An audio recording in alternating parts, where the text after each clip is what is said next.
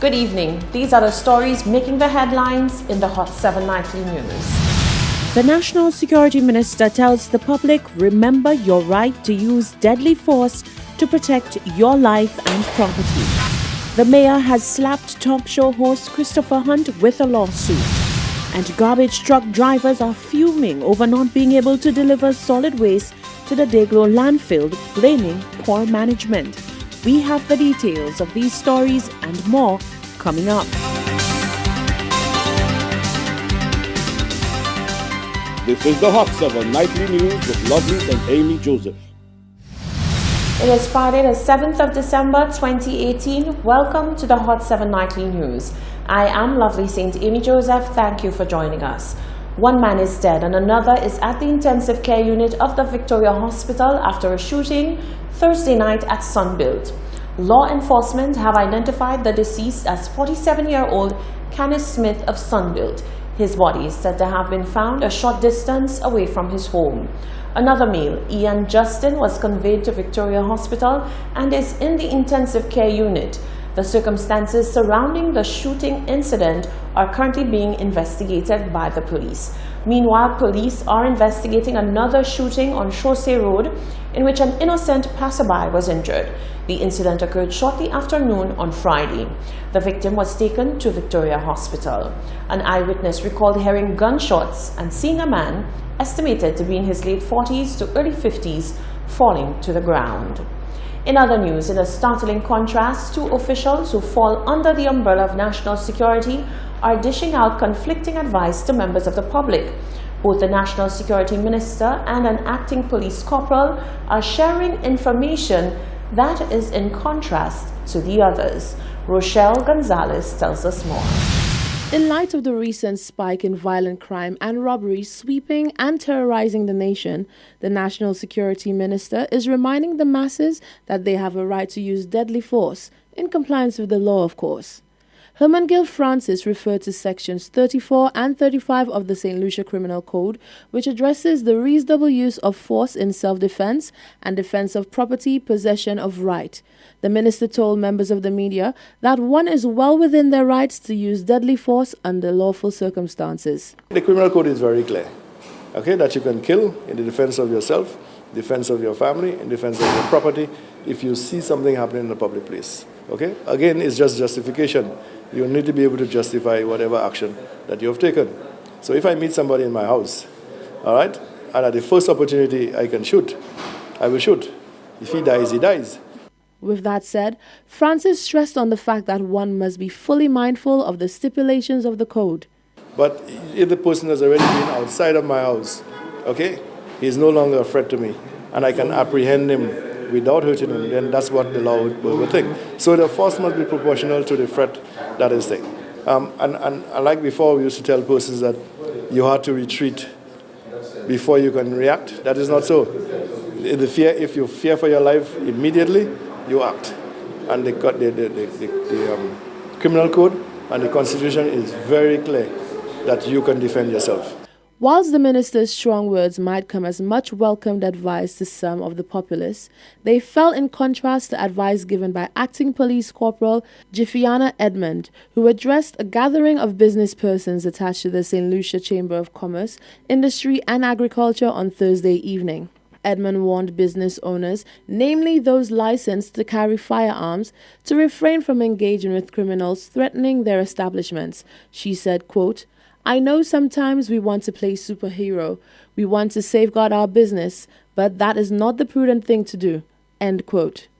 According to Section 34 of the Criminal Code, a person may use such force as is reasonable in the circumstances to prevent crime, to protect himself or herself or another person from injury, to protect himself or herself or another person with his or her authority from trespass to himself or herself, or the other person, to protect from injury or damage to his or her property or property belonging to another person with that person's authority.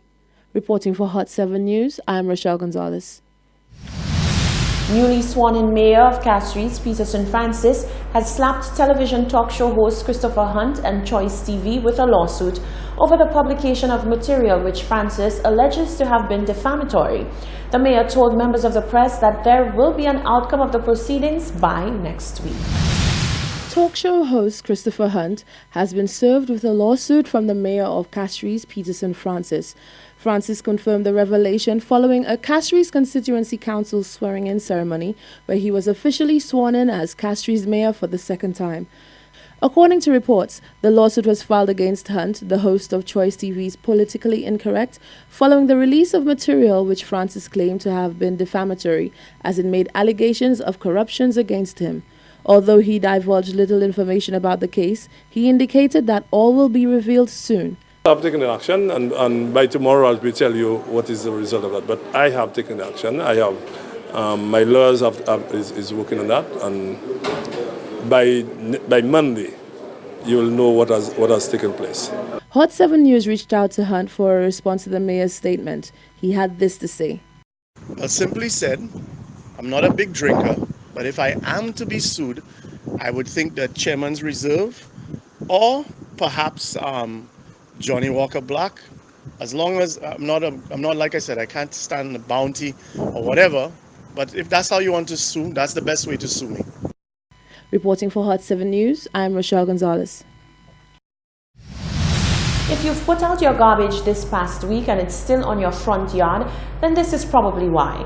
Garbage truck drivers have been fuming over not being able to deliver solid waste to the Deglo landfill. The enraged drivers are finally speaking out, saying that poor management and not being able to complete an access road has led to the delays.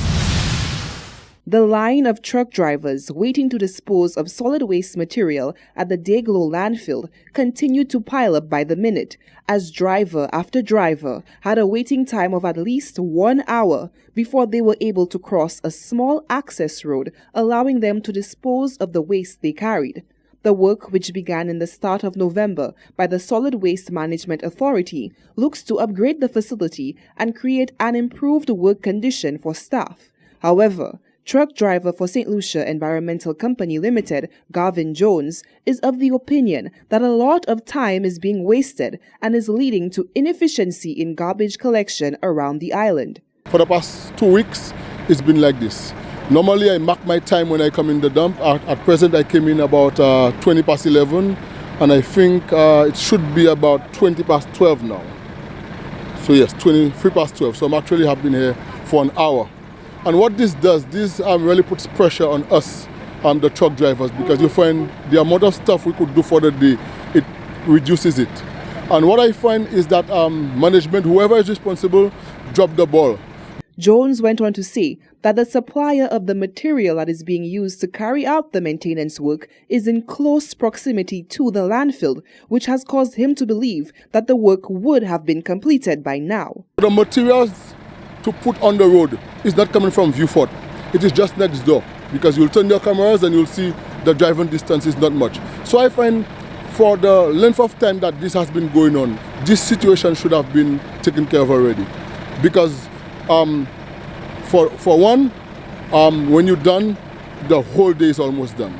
Persons are complaining that garbage are being left on the road through no fault of ours. Now there are some contractors that are delinquent a bit because of the condition of the trucks. But they have some contractors like SLECL who's very efficient, but as a result of this, it's causing a problem for us. You understand? So I'm very unhappy with this, because I think something as simple as that, as material on a road, should have been taken care of already. We should have not have this amount of vehicles waiting to dump at the landfill when the material is right next door. So whatever that needs to be done for that situation to be taken care of, I hope the authorities will take note of it. Yeah. The drivers insist that poor management has led to this massive inefficiency, and they hope that the issue is rectified with much haste as to continue providing the citizens of St. Lucia with speedy service of garbage collection. Reporting for Hot 7 News, I am Solaj Alfred. The school safety coordinator attached to the Ministry of Education has indicated that his ministry has been working in collaboration with the Ministry of National Security to strengthen the security of schools across the island. School Safety Coordinator within the Ministry of Education, Bernes Kodra, says every precaution is being taken and the ministry continues to reach out and work with partners to ensure that safety and security is maintained at schools. The issue has come into sharp focus following a brutal attack on a school security officer at the Entrepot Secondary School. The security officer, George Gulaman, remains at hospital in a critical condition. In an effort to beef up security, the Ministry of Education is collaborating with the Ministry of National Security. We have gone one step in that we have trained some of our watchmen through the police training school. And so this is the first step as we look to improve our security officers and their capabilities when it comes to securing our facilities. There's a lot more to come. We are looking at the utilization of technology, for example, CCTV and other things, putting in a policy as it relates to our whole security of our schools. So yes, we are working in collaboration with many agencies as we look to make our schools a safer and better place to be. Kodra laments the current state of affairs with attacks on schools. From theft of school feeding program supplies to vandalism on the physical structures, he says the public has to recognize the significant impact of crime on schools. The immediate objective is to safeguard life and property at all education institutions. We continue to look at our strategic plans and how we can improve as it relates to the security of our schools. Again, I want to take the opportunity to appeal to those persons out there that our schools are institutions of learning. We are looking to improve the education of our people. Breaking and damaging the facilities of our schools is only creating us to move in a backward position. And so I want to again appeal to you, please, let us respect our school facilities, our educational facilities.